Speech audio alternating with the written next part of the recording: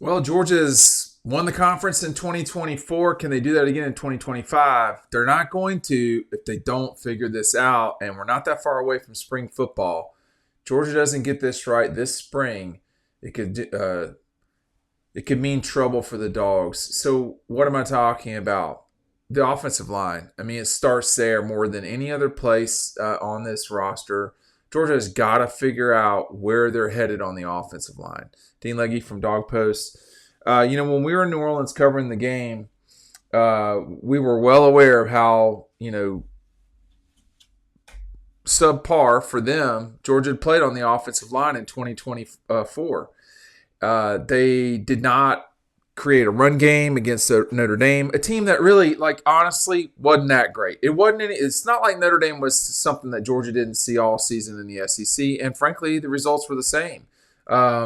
You mix in the inability to run the ball effectively, which Georgia had a hard time doing all season, with the fact that they had those critical turnovers when they did. Credit to Notre Dame for that. It was a disaster. It was a recipe for disaster. So if Georgia doesn't get the offensive line where it's supposed to be this spring, it's going to make for a long 2025. The question is, do you have what you need? And I'm not sure that's the case. I mean, I'm not sure. You've got Ernest Green locking down left tackle would do a lot of good. Or just deciding who your person is at left tackle would go a long way. I mean, your left tackle and your center, those are both positions that help you set the rest of the line. And that's the most important part. For me, that's the most important part that Georgia's got, right now, which is they've got to nail down those critical spots. And if and when they do, things could get more settled. Make sure you're taking advantage of this offer that we've got for y'all. It's the off season, I know, but there's a lot of proposition bets. There's a lot of discussions already over at BetMGM. The code is MEGABET. You get a chance to get up to $1,500 of bonus bets if your first bet doesn't win. I know this is a winning crowd. This is Dog Post. Let's just say, you're like your in-laws or something. You take an L. You got a shot to get $1,500 in bonus bets if your first bet doesn't win. The link is right down below. Take advantage of that today. And I'm going to tell you right now, Georgia didn't take advantage of what they've got in spring football with, a lot of these newcomers already coming in and being able to shuffle guys. It's not like they're without talent on the offensive line. That's not the case. What they need to be is more consistent across the offensive line. It would help if injuries were not an issue, but you're at where you're at if you're Georgia right now in the grand scheme of things in terms of who you've got. I mean, you can go out one more time in the portal and address this, but they didn't do that already. We know if you mosey on over to Dog Post, which I'll put on the screen right now, we know that Georgia did not, get anyone on the offensive line in the portal. It didn't happen. They didn't lose anybody either, but there were a lot of guys that turned pro that, so that, to some degree, when you look at that situation, I always turn to my left, your right. I'm looking at the board over here, which is where, Georgia's offensive line, defense, I've got everybody on the board. And, it's not like they're without players. They've got great players. They did not play great as a unit with this past season. But if you're taking a look at the offensive line at center with Bobo, you've got Ernest Green on the outside in theory. You did lose Fairchild. You lost Tate Ratledge. You lost Jared Wilson. Truss, who's been there since, the Ice Age. There's been a lot of players who played a lot of snaps for Georgia that are gone now. But there are a lot of younger. The class that they signed coming into the 24 class is the real deal on the offensive line. But, that's hard to expect as freshmen. But now you've got Daniel Calhoun's of the world just as just pulling out a name of one person. They're going to have to start, producing. I mean, the calendar, the time clock on everyone has really accelerated in college football. I mean, I think on the offensive line, maybe that's not as much the issue, but it's such a critical position. You got Calhoun, Daniels, Easley, Harrison, Tolliver, and Uni. There's that is a big, nasty bunch. That's what people around and inside the program felt like. This was a really good. The 24 class of offensive linemen was a really good bunch of guys. But the 2024 offensive line that was out there, it was the least consistent that we've seen at Georgia in an extremely long period of time.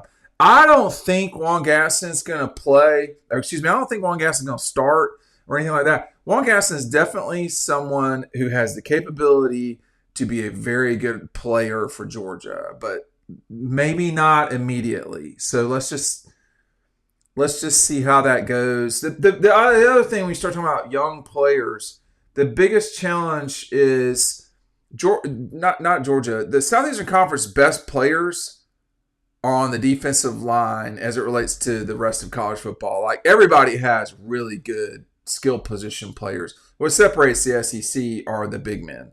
And, when you're talking about Mikael Williams or Jarvis Jones or David Pollock, those sort of edge guys, it's hard to deal with them if you're or Jadavion Clowney. I mean, think about all of the really good pass rushers that have come through this league through the years. It's really hard to expect a 19, 18-year-old guy who's never seen that kind of bend come in and be like, oh, yeah, I got it. I'll protect you for 2.5 seconds so you can get a playoff or longer. That's asking a lot, man. And that's asking a lot. That's just that, if you're a young defensive player, young offensive lineman, that's hard to do. So I think this is one spot where, a year ago I was talking about Georgia's defensive line, defensive front. Things had regressed there, and I was wrong. I mean, I wasn't wrong to be concerned. I was wrong in that that group played pretty well, to be honest with you. I mean, even talk about through injuries, that group played pretty well, generally speaking. I mean, it was a group that played fine, I think. What Georgia's offensive line needs, though, is to get back to the basics of establishing the run and executing during the game. Kirby, I do, in post-game situations, I am often working. And so for me, it's not hard, but often I'm in listening mode rather than asking mode. But I remember, I can't remember if it was the State game or the Auburn game. We were in Athens, and or maybe it was a Tennessee game, but it was not the Tech game or the UMass game. So I think it was kind of more in the middle of the season, but I cannot recall if it was Auburn or State. And I just asked Kirby, I said, are y'all more comfortable in passing it? Because it sure seemed like it to me. And he said, his response was, well, I feel like we are fully capable of running, but we're not running the way that we can. It just never worked on the ground this past season. It worked through the air plenty. I mean, Carson Beck had a lot of productive games. I mean, you look at the State game, you look at Tennessee, Tech. I mean, there were plenty of games where Carson Beck was throwing the ball a lot. Alabama, I mean, there was a reason why against Alabama, but I digress. I mean, they were not bad pass protecting. They just weren't very good running the football because they weren't good at run block, it seemed like to me. Or there was a disconnect there with some really good players too. I mean, Tate Ratledge started on a national championship team. So did Xavier Truss. I mean, these are guys that are good players for Georgia, and but there, Cedric Van Pran being gone mattered, but it shouldn't have been that big a fall off. So the combination of the injuries on the offensive line, the injury with the running backs was significant. It was never, what I mean by significant really is there was never necessarily a week, probably until the Texas game, the second Texas game, and perhaps Notre Dame, where everybody was there. At the beginning of the season, By the Kentucky game, Tate Ratledge was hurt. So they had one game, Tennessee Tech, from the beginning of the season, I think until Texas, where everybody was there, and maybe the Auburn game, maybe. But I think Tate Ratledge was out for that game too. So there was just no cohesiveness, that. So that all of that, you can build cohesiveness through having the ability of multiple players being able to play, being deep. And, I said the Auburn game definitely wasn't the case because Drew Bobo started and Jared Wilson was out. So there was just way too much movement, in my uneducated opinion. There was way too much movement on the offensive line and in the run game this past season. But whatever the explanation, that cannot be what happens in 2025. And if the spring gives Georgia an opportunity to start working on this stuff, and if it doesn't get right this spring, Georgia could be in trouble in the fall. Thanks for watching.